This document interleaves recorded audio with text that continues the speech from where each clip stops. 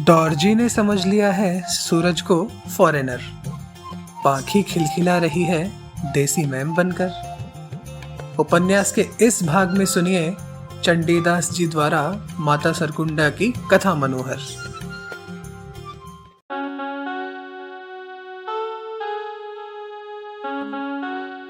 Can I hold your hand, एक खूबसूरत एहसास।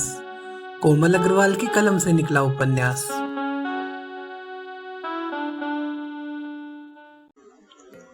जय माता की। आप सुन रहे हैं can I hold your hand, एक खूबसूरत एहसास का 68वां भाग, मेरे यानी कोमल अग्रवाल के साथ।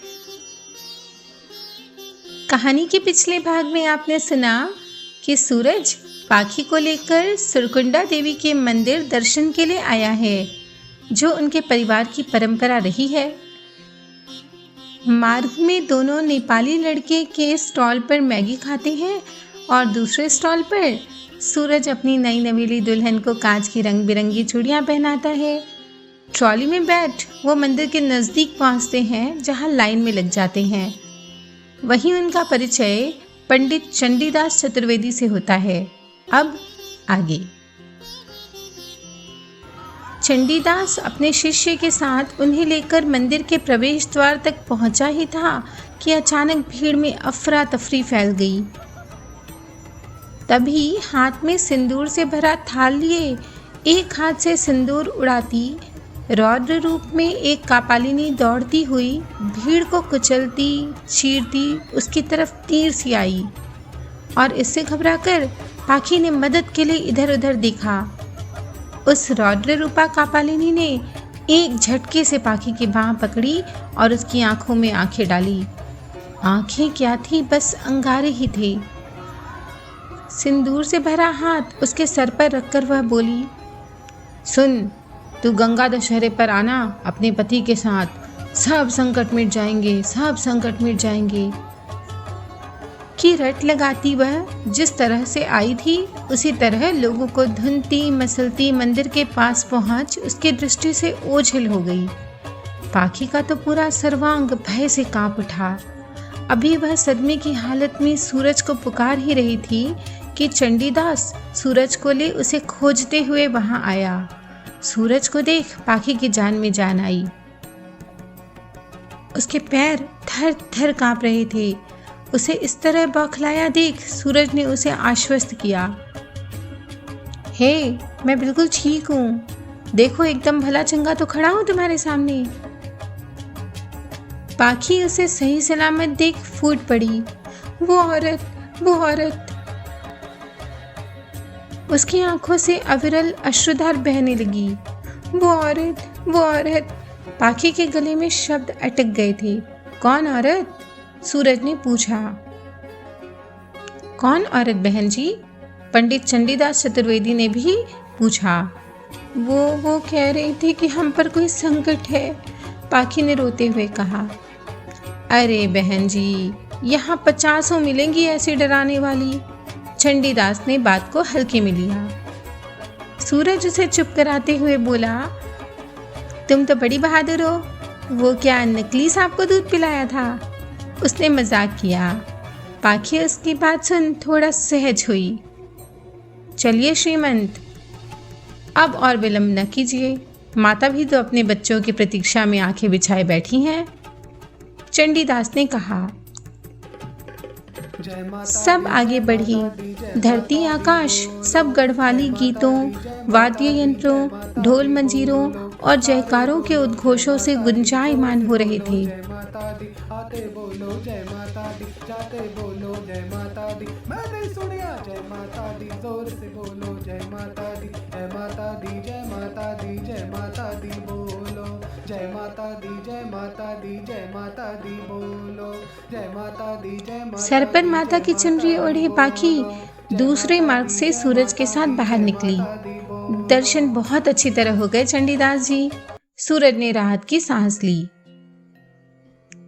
उसकी पीठ और बाह छिल गए थे, मगर पाखी को वह यह सब बताकर परेशान नहीं करना चाहता था। घर जाकर इस औषधि का लेप कर लीजिएगा श्रीमंत। चंडीदास ने मगर भेद खोल ही दिया। पाखी यह सुन घबरा गई। क्या हुआ? चोट लगी है तुम्हें? दिखाओ जल्दी। सूरज ने अपनी शर्ट की बाह ऊपर कर उसे दिखाया। जरा सी खरोच है, ठीक हो जाएगी। वो सब एक विशाल वृक्ष के चारों ओर बने चबूतरे पर आ बैठे। पाखी ने अपने दुपट्टे के छोर से सूरज की खरोचों से निकलते रक्त को साफ किया और उस पर औषधि का लेप कर दिया। चंडीदास जी उन दोनों के इस प्रेम को देख अभिभूत हो गए। कबीरदास जी सत्य ही लिख गए हैं श्रीमंत। प्रेम छिपाए ना छिपे, जा घट पर घट होए, जो पे मुख बोले नहीं, नैन देत है रोए, कबीरा नैन देत है रोए। चंडीदास जी, ये तो बड़ी अचूक औषधि है। लगाते ही जलन कम हो गई, या फिर इनके हाथों का प्रताप होगा। सूरज ने कहा, श्रीमंत, ये इसी वृक्ष की डंठलों से बनाई औषधि है। इसे देव वृक्ष कहते हैं। इसी की पत्तियां हैं जो भीतर आपको प्रसाद के रूप में प्राप्त हुई हैं। उसका सेवन कीजिए और भी आराम हो जाएगा। चंडीदास जी ने विवरण दिया। और भी कुछ बताइए ना मंदिर के बारे में, पाखी ने जिज्ञासा व्यक्त की। चंडीदास जी ने चलते चलते आख्यान आरंभ किया। जब राजा दक्ष की पुत्री कुमारी सती ने शिव भगवान से प्रेम विवाह किया, तब राजा बहुत रुष्ट हुए। यह संसार का प्रथम प्रेम विवाह माना जाता है और मुझे ऐसा प्रतीत होता है कि आप दोनों ने भी प्रेम विवाह ही किया है। आप तो विद्वान हैं चंडीदास जी। हमने प्रेम किया है और विवाह भी, मगर मेरे मॉम डैड उसमें शामिल नहीं हुए। बाकी सब खुश हैं, सूरज ने बताया। वो भी एक दिन इन्हें अवश्य अपनाएंगे। तो मैं क्या कह रहा था कि राजा दक्ष ने महायज्ञ किया, मगर भगवान शिव अर्थात अपनी जामाता को आमंत्रित नहीं किया। परंतु माता सती अपने पिता के घर चली गई, जहां उनका और भगवान शिव का घोर अपमान हुआ, जिससे कुपित हो उन्होंने योगाग्नि में स्वयं को होम कर दिया। जब शिवजी को यह ज्ञात हुआ तो वह प्रकट हुए और उन्होंने राजा दक्ष के सर को धड़ से अलग कर दिया और माता सती के जलते शव को ले पूरे संसार का विनाश करने हेतु तांडव करने लगे। तब जीवन रक्षक बन भगवान विष्णु ने संसार का अंत नजदीक जान सुदर्शन चक्र चलाया और इस तरह माता सती के शरीर के 51 भाग हुए और जो भाग जहां गिरा वहां माता का एक शक्तिपीठ स्थापित हुआ। यहाँ इसी जगह माता का शीश गिरा, इसलिए इसे सुरकुंडा मंदिर के नाम से प्रसिद्धि प्राप्त हुई। और जब राजा इंद्र दैत्यों से हार अपना राजपाट लुटा बैठे, तब माता की शरण में आए और इसी मंदिर में आराधना कर उन्होंने अपना राजपाट वापस प्राप्त किया। गंगा दशहरे और नवरात्र पर यहाँ विशाल जन समूह उमड़ पड़ता है श्रीमंत।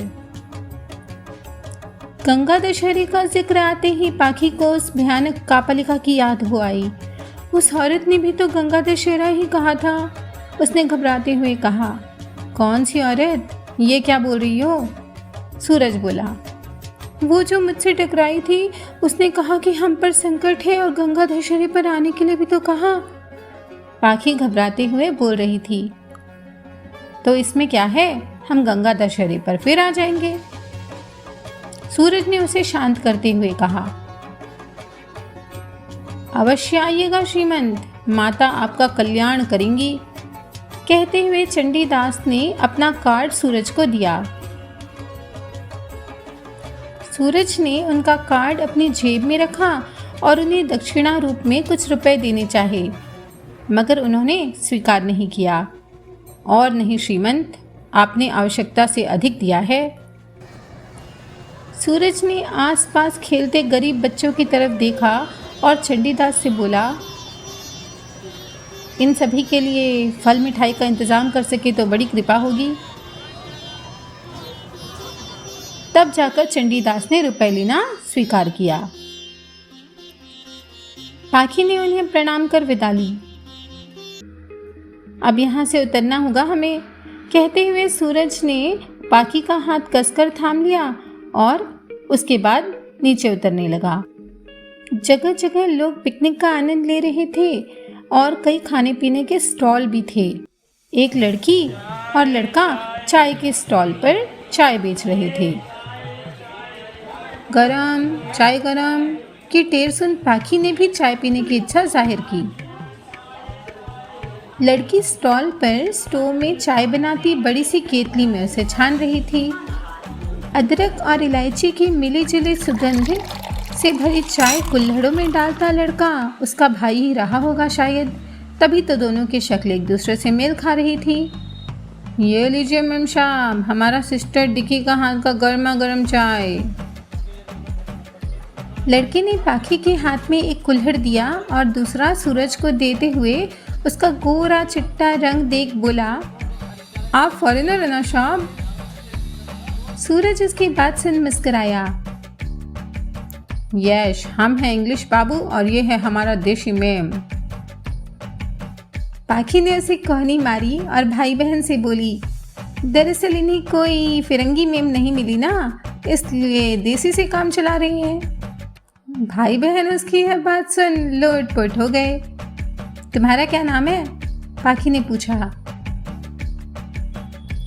डॉर्जी। और ये लीजिए डॉर्जी का हाथ का ये चिकपिकिया खाकर देखिए। उसने बड़े आकार के रोस्टेड चिप्स जैसी कोई चीज़ पाखी और सूरज को एक दोने में रख दी। चिकपिकिया नाम सुनकर वह हंसी। सूरज खाने लगा और उसका स्वाद लेकर बोला, व्हाट अ डिलीशियस रेसिपी, हमारा मेम को सिखाएगा? पाखी की तो हंसी भी नहीं रुक रही थी। क्यों नहीं साहब? डिकी रेसिपी बताने लगी। पाखी भी समझने का नाटक करती हुई हाँ अच्छा कहने लगी। इस तरह चाय और चिकपिकिया का मजा ले दोनों आगे की तरफ बढ़े। शाम ढल रही थी। आसमान अलग अलग रंग दिखा रहा था। बादल और नजदीक मालूम हो रहे थे, जैसे झुककर दोनों के कदम चूम लेना चाहते हों। ट्रैकिंग करते हुए दोनों नीचे की तरफ चले। सड़क टूटी फूटी थी। उसी पर नाप तोल कर पैर धरती पाखी सूरज की मजबूत बाहों में सिमटी चलती जा रही थी। सूरज की पकड़ न सिर्फ उसे सर्दी से बचाए हुए थी, बल्कि ठोकर खाने से भी वह बचाता जा रहा था। तुम्हारा बस चले तो मुझे जमीन पर पैर रखने भी ना दो, उसने कहा। मेरे होते हुए तुम्हें एक भी कांटा चुभ जाए ना तो लानत है मेरे प्यार पर। सूरज ने उसे अपनी गोद में उठा ऊबड़ खाबड़ संकरी पगडंडियां पार करवाई। आलू सिंह सूरज के बताए स्थान पर खड़ा उनकी बाट जोह रहा था। एक ढाबे पर सूरज ने कार रुकवाई।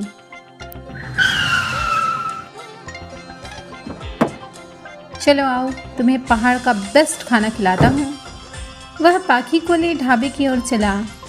आलू सिंह भी निर्देशानुसार खाने के लिए चला गया। अब दोनों एक ऐसी जगह बैठे थे जहाँ बैठकर खाना तो दूर, उसे चखना भी पाखी साथ पसंद नहीं करती। छी, कितना गंदा है, अभी साफ हो जाता है डार्लिंग। सूरज ने एक लड़के को इशारा किया। लड़का हाथ में एक कपड़ा ले पलक झपकते ही मेज चमका गया। हुकुम मालिक। अगले ही पल दूसरा लड़का आकर अदब से खड़ा हो गया। एक गढ़वाली स्पेशल थाली ले आओ जल्दी, सूरज ने ऑर्डर किया। बिना देर किए लड़का झट से जाकर स्पेशल थाली लगा लाया। कुलिट की दाल, कढ़ी, कंदीले का साग, कद्दू का रायता और मसालेदार अचार। रोटी के साथ सब उसे खाता देख पाखी को अपनी आंखों पर भरोसा ही नहीं हो रहा था कि सूरज ये सब भी खा सकता है। मगर उसकी कल्पना के विपरीत सूरज तो रोटियों को रायते में डुबो डुबो कर मज़े से खा रहा था। हाँ भाई, ऐसा मज़ेदार रायता कहीं और नहीं मिलेगा। पाखी को तो जोर की भूख लगाई थी, उसने भी सब व्यंजन खाए। फिर क्या था, पलों में ही थाली साफ हो गई। देखा, मैंने क्या कहा था। सूरज ने लड़के को बुलाकर पैसे देते हुए कहा, जानते हो, जब तुमने शादी का प्रपोज़ल भेजा तो मैं बहुत घबरा गई थी कि कैसे इतनी बड़ी ख़ानदान में एडजस्ट करूँगी, पर तुम तो बिल्कुल अलग हो। पाखी ने उससे रास्ते में कहा।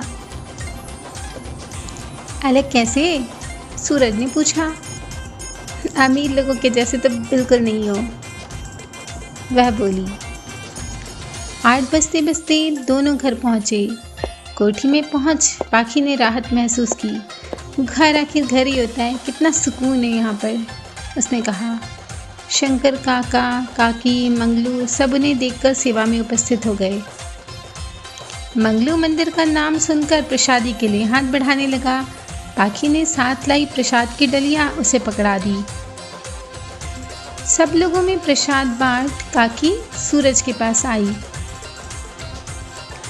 तुहार काम होएगा वा बबुआ, उन्होंने धीरे से कहा। अच्छी तरह से हुआ ना काकी, उसने पूछा। हाँ बबुआ, तुम देख आओ, काकी ने उसे आश्वस्त किया। सूरज और काकी की ऐसी गोपनीय बातें सुन पाखी ने भवें उचकाई। तुम्हारे काम की बात नहीं है, सूरज ने बात छिपाई। वह फ्रेश होने के बहाने अपने कमरे में चला गया। इनका रूम कहाँ है काकी माँ? पाखी ने उसके जाते ही पूछा। अभी तक उसने सूरज का कमरा नहीं देखा था। पता चल जाही बिटिया, तुम भी नहा धोकर जरा श्रृंगार कर लो, काकी ने कहा तो पाखी सकुचाई।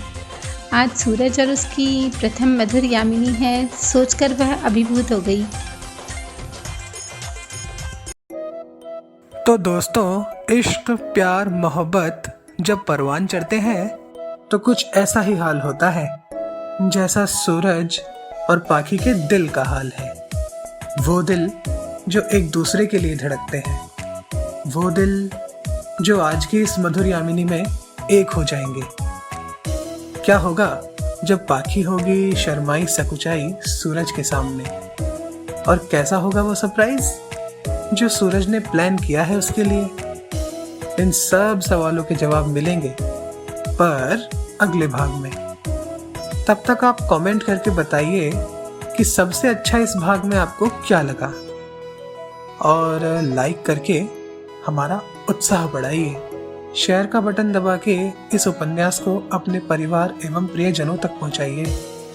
अरे अरे, जाते कहाँ हैं? चैनल सब्सक्राइब करते जाइए और ये बेल आइकन तो दबाइए, फिर क्विक अपडेट्स पाइए।